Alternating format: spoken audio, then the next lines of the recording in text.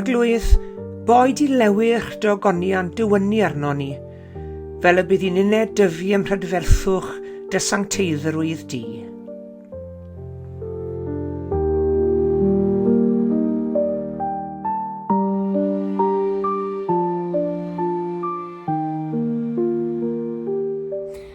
Bore da iawn I chi gyd, a chroeso cynnes iawn I chi I roedfa ddigidol yr wythnos hon. Diolch yn fawr iawn I chi gyd am ymuno ni. Gobeithio gewch chi fendith o gyd addoli yn ni heddi. Croeso cynnes iawn.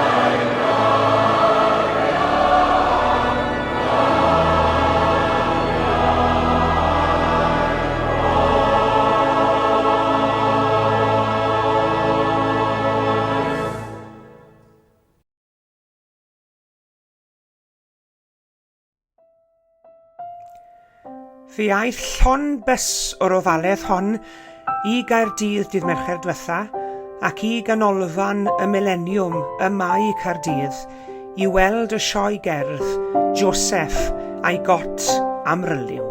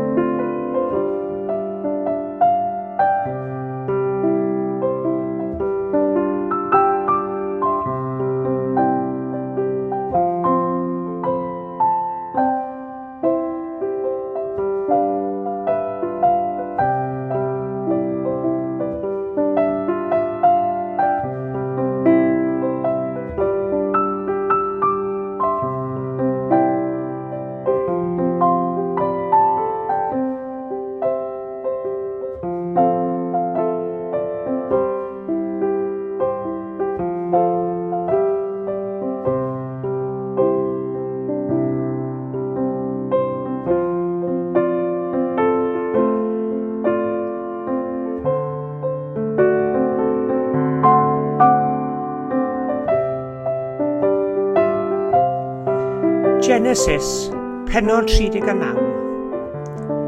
Cymerwyd Joseff i lawr i'r Aifft, a phrynwyd ef o lawr Ismaeliaid, oedd wedi mynd ag ef yno, gan Potiffar, Eifftiwr oedd yn swyddog i Pharo ac yn bennaeth y gwarchodwyr.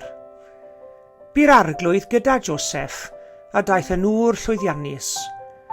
Yr oedd yn byw yn hi ei filltir yr Eifftiwr, a gwelodd i filltir fod yr arglwydd gydag e, a bod yr arglwydd yn llwyddo popeth yr oedd yn ei wneud. Cafodd Joseff ffafr yn ei olwg, a bu'n gweini arno. Gwnaeth yntau ef yn arolygydd ar ei dŷ, a rhoi ei holl eiddo dan ei ofal. Ac o'r amser y gwnaeth ef yn arolygydd ar ei dŷ ac ar ei holl eiddo, bendithiodd yr arglwydd dŷ'r Eifftiwr mwyn Joseff. Yr oedd bendith yr arglwydd ar ei holl eiddo, yn y tŷ ac yn y maes. Gadawodd ei holl eiddo yng ngofal Joseff, ac nid oedd gofal arno am ddim, ond y bwyd yr oedd yn ei fwyta.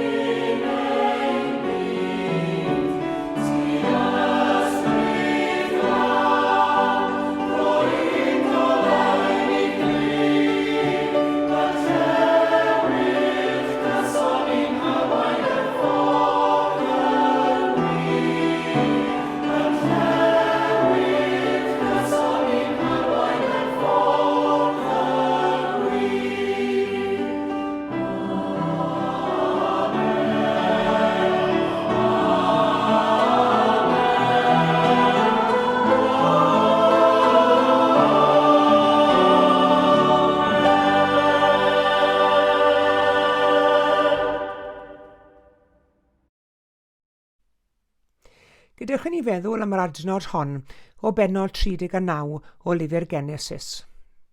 Bu'r arglwydd gyda Joseff, a daeth yn ŵr llwyddiannus. Bu'r arglwydd gyda Joseff, a daeth yn ŵr llwyddiannus. Mae yna ddau gyfnod yn perthyn i fywydau lot o bobl. Cynt a wedyn. Hynny yw, mae yna rhywbeth wedi digwydd iddyn nhw, a dydy pethau ddim yr un fath ar ôl y digwyddiad hwnnw.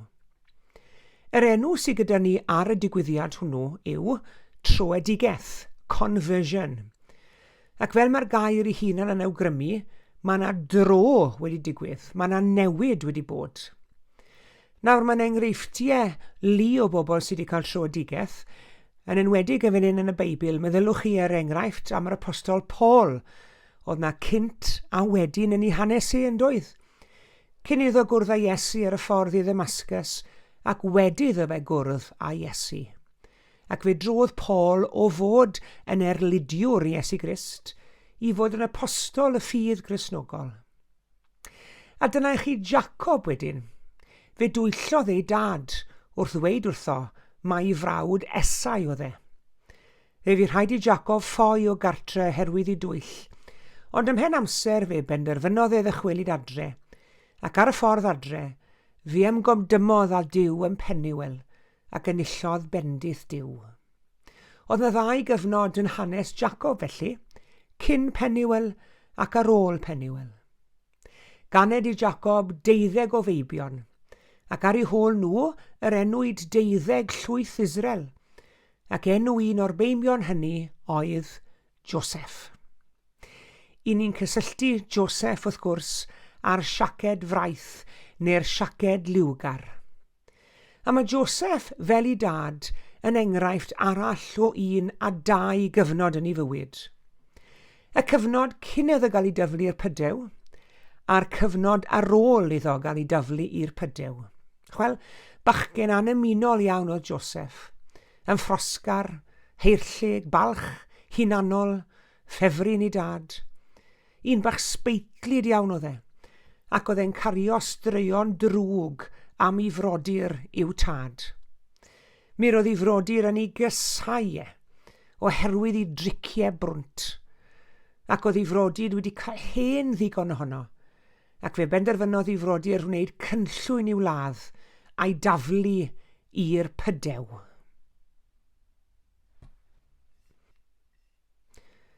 Ac oni bai am Reuben, y brawd hynna, byddai Joseff wedi marw, sdim dowt am hynny.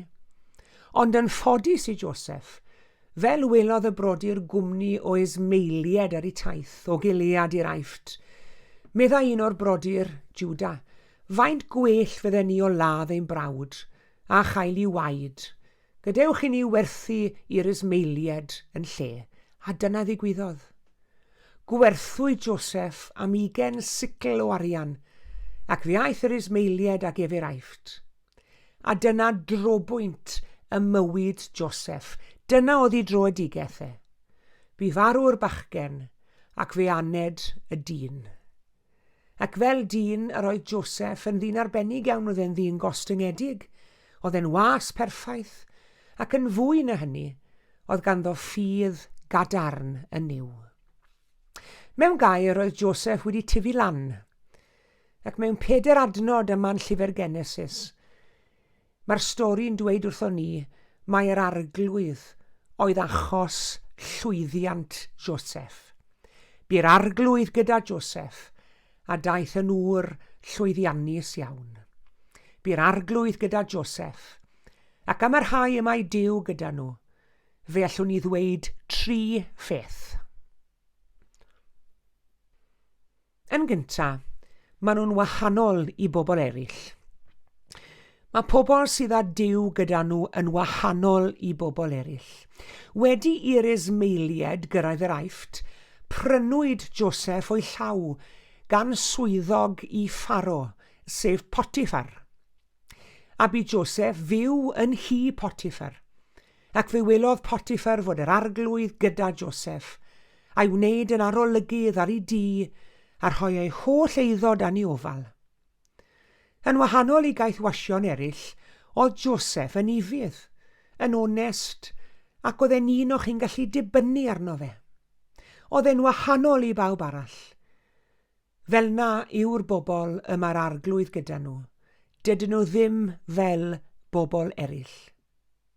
Mae Pedr yn ei lythyr at y bobl sydd ar wasgar yn Pontus, a Galatia, a Cappadocia, ac Asia a Bithynia. Mae Pedr yn cyfeirio atyn nhw fel pobl o reiddo Duw ei hun. Ac yn rhai o'r hen gyffeiriadau Saesneg, fe geir y gair yr ymadrodd prydferth God's peculiar people. God's peculiar people, peculiar. Pan ddwedwn ni fod rhywun yn peculiar, ni'n credu bod e bach yn odd, ydyn ni. Maen nhw'n odd, achos bod nhw'n wahanol i bawb arall. Ac yng ngolwg y byd, pobl odd, pobl peculiar, yw pobl dduw. Ond dyna ni, pwy ohono ni sydd am fod yn wahanol i bobl eraill, twedwch? Bod yn debyg i bawb arall yw'r peth mwyaf saff i wneud yn dyfe. Drwg dybio'r dyn odd a wnewn ni, a'i ame. Yr wyddair y mwyafrif llethol o bobl yw, ffindwch mas beth mae bobl eraill yn gwneud, a newch yr un peth â nhw. Ffindwch mas beth mae pobl eraill yn dweud, a dwedwch yr un peth â nhw. Fel na dewch chi mlaen yn y byd, chwel. Ond i ni Gristnogion, mae'r efengil yn ein hannog ni, peidiwch a chyd yn ffurfio'r byd hwn, ond gadewch chi Dduw eich traws newid chi. Ie, un ni'n wahanol, un ni'n odd, un ni'n peculiar. Yr un mwyaf odd a welodd y byd mariod oedd Iesu Grist. Ac am iddo wrthod cydymffurfio'r byd, fe gafodd ei groesoelio gan y byd. Oedd e'n wahanol, am i fod e'n wahanol, mae e'n waredwr y byd. Yn ogystal â bod yn wahanol i bobl eraill, mae'r bobl mae Duw gyda nhw hefyd yn ennill edmygedd pobl eraill, yn ennill edmygedd pobl. Mae'r hanes yn dweud am Joseff iddo ennill ffafr yng ngolwg Potiffar. Joseff was popular with him, meddai un cyfieithiad Saesneg. A phwy mewn gwirionedd sydd yn boblogaidd gyda ni? Pwy sy'n boblogaidd yn ein llyged ni? Ai gorthrymwyr neu gormeswyr y byd hwn? Neu bobl eraill y mae Duw wedi bod gyda nhw? Bobl nad yw'r byd yn deilwng ohonyn nhw? Bobl a fi'n wrol dros y gwir, Dietrich Bonhoeffer, George M. L. Davies, Martin Luther King, Gandhi. Cymwynaswyr mawr y byd yw rhai y mae Duw gyda nhw. Ond o bob cymwynaswr, yr un mwyaf a welodd y byd eriod, ac a wel y byd fyth, yw Iesu, mab Duw. Ac bod saint y byd wedi edmygu fe eriod, nid gofyn am ein hedmygedd ni, a wna Iesu Grist, ond gofyn am ein hyfuddod ni, a'n hymlyniad ni iddo ef. Ac un peth bach arall yn drydydd, y mae rhai y mae Duw gyda nhw yn wahanol i eraill, maen nhw'n enni'n edmygedd eraill, ond maen nhw hefyd yn dwyn bendith i bobl eraill. Medda'r hanes am Joseff fel hyn, bendithiodd yr arglwydd di Potiffar mwyn Joseff yr oedd bendith yr arglwydd ar ei holl eiddo.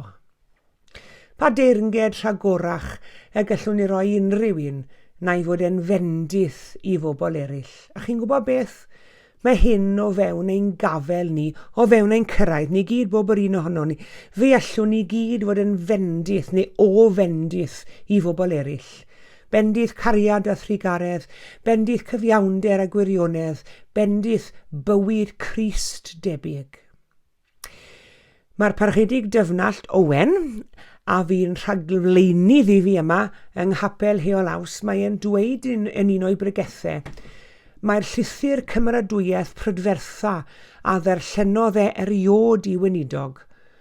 Oedd hyn a ysgrifennwyd mewn papur dyddiol yn Boston, am weinidog o'r enw Philip Brooks. Geiriau fel hyn, ar y dydd arbennig hwn, fe agorodd y dydd yn gymylog a dy serch. Ond tua'r prynhawn daeth Philip Brooks i'r dre, a siriolodd bopeth. Fe symudodd y cymylau, siriolodd popeth. Symud y cymylau yw'n galwedigaeth ni hefyd, a gadael bendith ar ein hôl ni. Ar ddiwedd llyfr Genesis, pennod 49, i ni'n cael hanes Jacob yn galw i feibion yn ôl ato fe, a mae'n dweud wrthyn nhw, dowch ynghyd i mi ddweud wrthoch chi, beth fydd eich hint yn y dyddiau sydd i ddod, i fi cael gweud wrthoch chi, meddwl Jacob, beth sydd o'ch blaen chi. Ac yn wir, mi roedd yna wahaniaeth mawr yn hynged y brodyr. Mae Reuben er enghraifft yn cael stŵr gan ei dad, oherwydd gwendid i gymeriad. Mae Seimon a Lefi yn cael ei melltithio, oherwydd ei gweithredoedd treisgar. Ond am Joseff, wel, dyna beth sy'n cael ei ddweud amdano fe. Y mae yn gangen ffrwythlon. Cangen ffrwythlon wrth ffynon a'i cheinciau yn dringo dros y mur. Wel, yn holl lenyddiaeth y byd, mae'n amheus gen i os oes na brydferthach bendith na bod yn gangen ffrwythlon wrth ffynon a cheinciau yn dringo dros y mur. a fe wereddwyd y fendith y mywyd Joseff, ac yn ten gangen ffrwythlon. Oherwydd hynny mae'n sicr fod yna ledd o fe ymhlith oriel y patriarchiad yn yr Hen Testament. Mae'r darlun hyfryd hwn o gangen neu bren, o afon a'i ffrwd yn bictiwr sy'n cael ei ddefnyddio'n aml yn y Beibl i bortreadu deioni a bendith. Chi'n cofio'r salm gyntaf?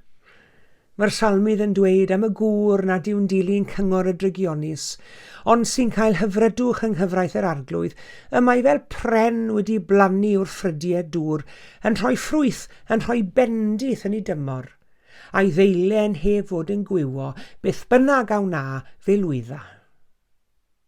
A mae'n siŵr gen i taw myfyrio ar y darlun hwnnw a barodd i Ann Griffiths ganu, gwna fi fel pren planedig o fy niw, yn ir ar lan afonydd dyfroedd byw, yn gwreiddio ar led a'i ddail heb wywo mwy, yn ffrwytho dan gywodydd marwol glwy.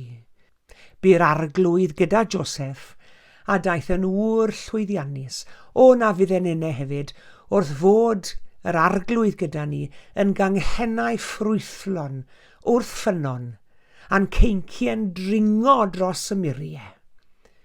Ie, fallwr fyddwn ni'n ymddangos yn od yn peculiar i bobl eraill, cofiwch. Gobeithio byddwn ni'n ennill edmygedd pobl eraill hefyd. Ond boed i'r arglwydd ein defnyddio ni i fod yn fendith i eraill, ac i gyflwyno Iesu Grist, bendith y bendithion, i'w bywydau. Amen.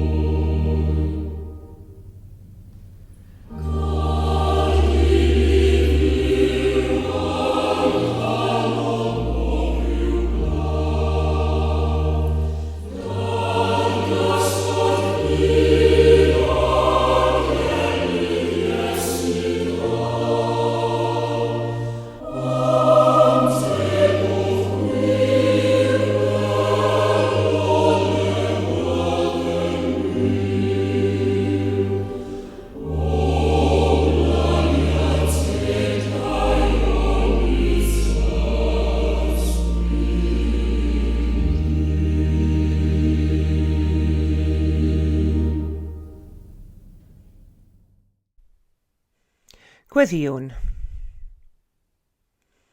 O Dduw ein tad a thad ein harglwydd a'n gwaredwr Iesu Grist. Diolchwn i ti am holl fendithion y bywyd hwn, a'r gallu yr wyt ti'r rhoi i ni i'w mwynhau. Ac wrth i ni feddwl nôl dros yr wythnos a fi, fe ddiolchwn i ti'n arbennig am y bendithion newydd hynny a ddaeth i'n rhannu.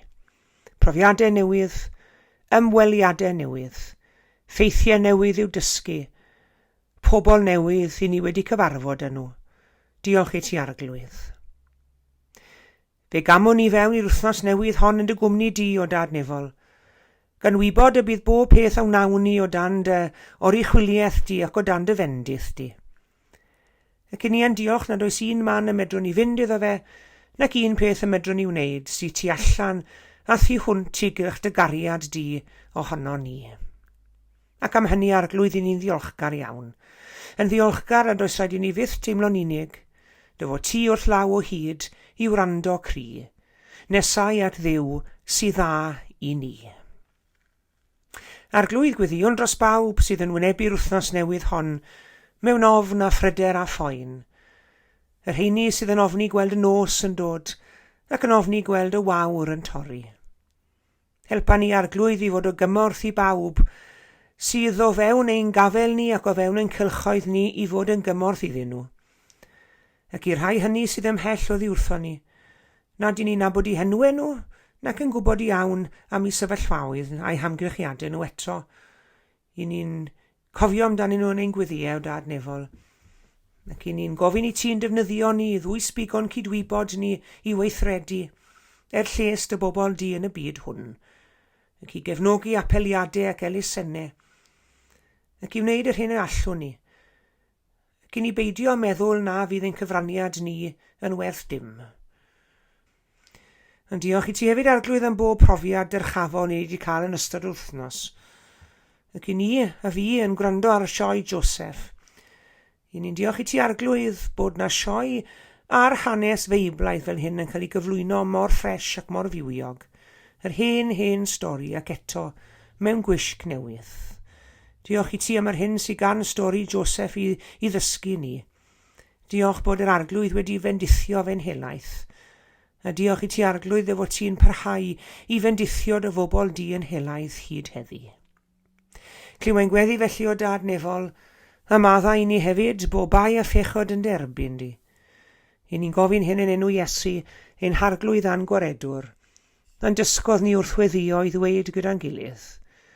Ein tad yr hwn wyt yn y nefoedd, sancteiddier dy enw, deled y deyrnas, gwneler dy ewyllus, megis yn y nef a felly ar y ddeiar hefyd. Dyro i ni heddiw ein bara beunyddiol, a madda i ni ein dyledion, fel y myddeiw nina i'n dyledwyr. Ac nac arwain ni brofedigaeth, eithir gwared ni rhag drwg, can eseiddo ti yw'r deyrnas a'r nerth a'r gogoniant, yn oes oesoedd. Amen.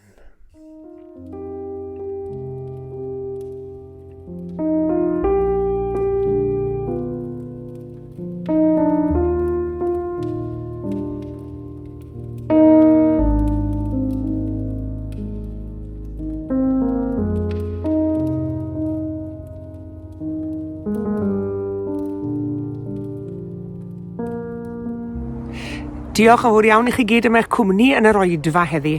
Fe fydd ein hoedfeion digidol yn parhau drwy gydol mis Awst. Gobeithio gewn i'ch cwmni chi dros dymor y gwyliau. Yn y cyfamser, cadwch yn ddiogel ac yn iach.